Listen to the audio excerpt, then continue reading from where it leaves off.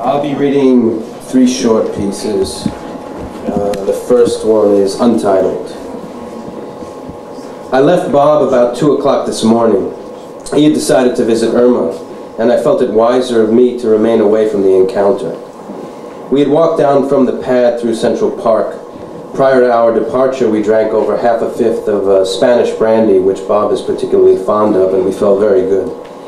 The park is exceedingly delightful at night, and we indulged in a very interesting conversation involving sense of honesty, consciousness of mental telepathy, our own responsiveness to each other's worth, and many intriguing bits of honest revelations. I made some effort to explain my present frame of mind about Vernon, and although nothing lastingly great was achieved, there were several instances of intense purity of feeling. We had both, earlier in the evening, been weary, and by now we felt exhilarated. We had smoked a stick of pot, and it was doubtful as to whether any 2 cats could have managed any greater high than the one we were on. Bob became very eloquent and gave me several verbal scores, vibrating with good thought and sending warm waves of telepathic impulses.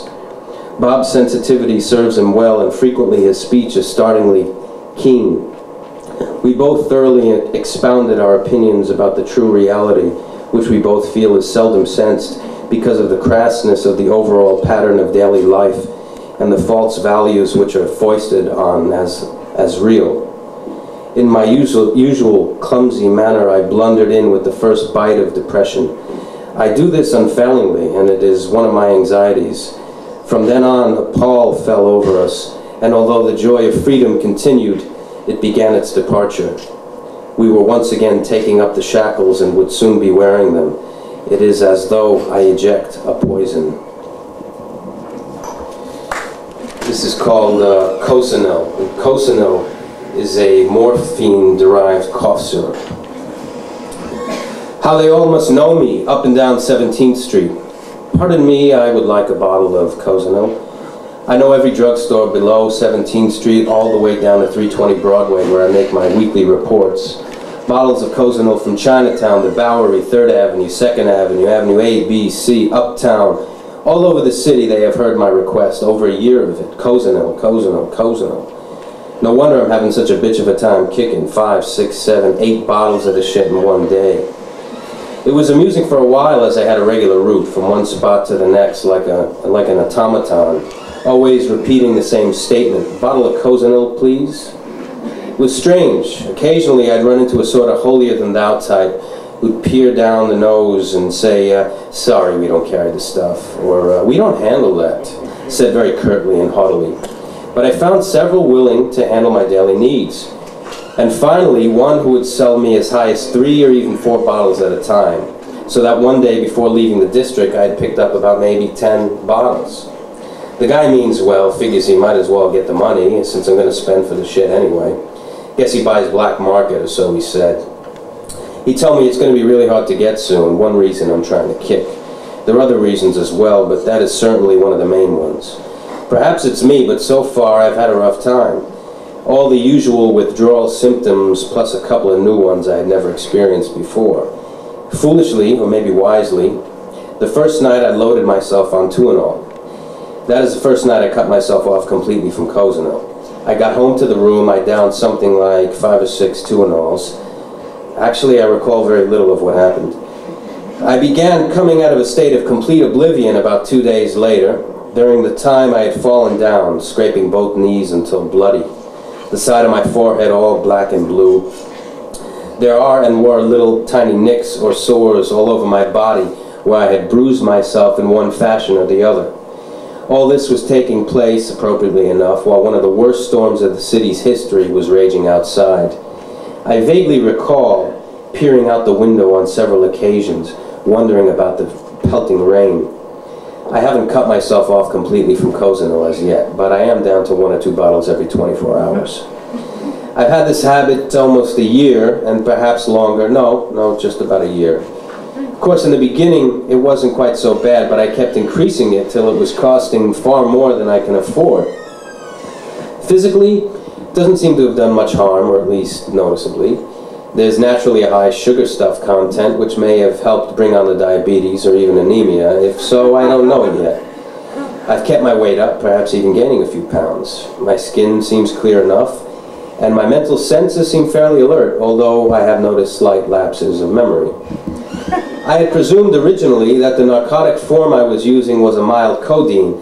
Instead, I have discovered it is a sort of concentrated morphine derivative. Whatever, it does the work most effectively. Part of my kicking of a narcotic habit, there is what I'll call a sort of overlay of mental anguish.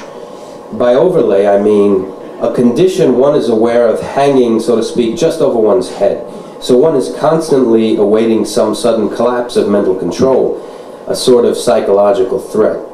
It is felt from time to time, in little ways, a sudden overwhelming self-pity or maybe a touch of almost manic depressiveness.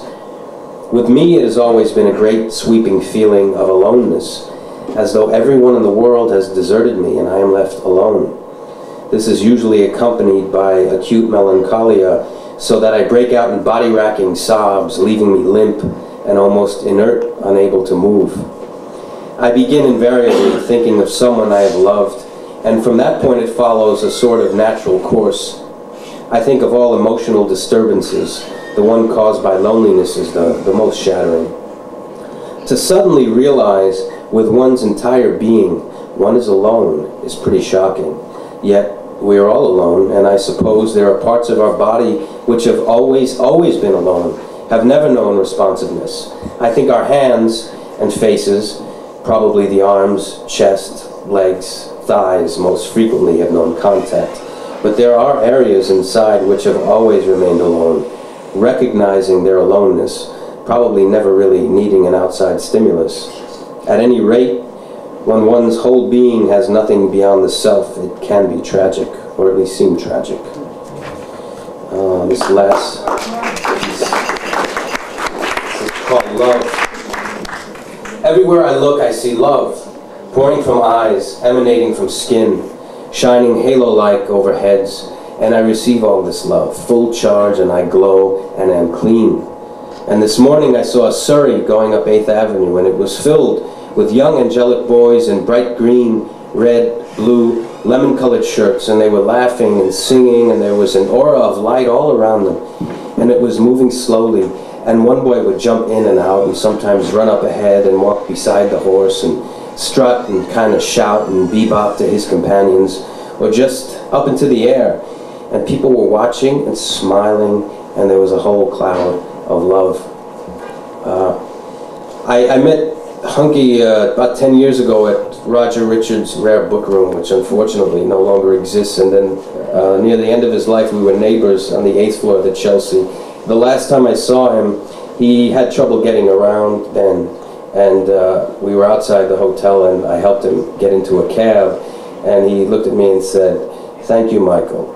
Someday I'll do the same thing for you." And that's comforting to me.